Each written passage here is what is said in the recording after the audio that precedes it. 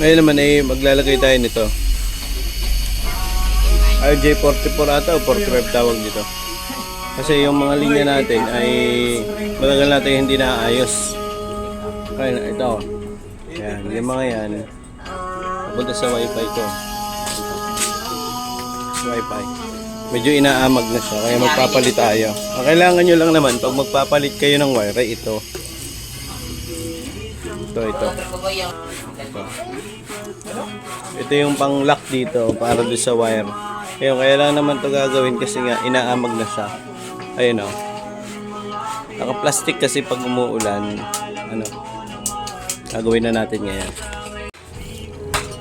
Ito inakit ko na. Itingnan ko. Meron kasi dito na parang inaamag. Itingnan ko lang ha. Kasi nyo, inaamag na siya. Ayan ito. Putulin na natin siya. Kasi nga, siya ay ito yung dahilan kung bakit disconnect minsan. Puputulin na natin.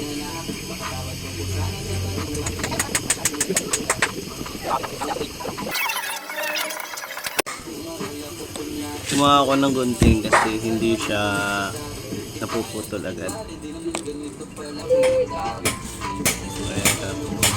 Kailangan ito pantay-pantay. Tapos meron ng tamang ayos pag nilalagay dito. Nilalagay dito sa loob. Pag nahihirapan kayo dito tumingin kung ano yung arrangement kasi madami itong wire para mailagay dito. Titingnan nyo yung pagkakasunod-sunod dito. Meron naman siya. Ito na yung pinakang pattern mo. Yan. Ito yung arrangement ko. Ayun. Naipasok na natin. Ito.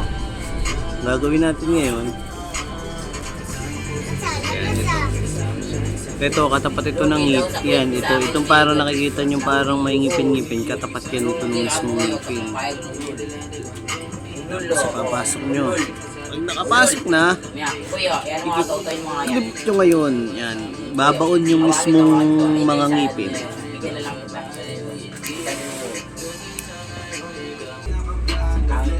Okay na siya.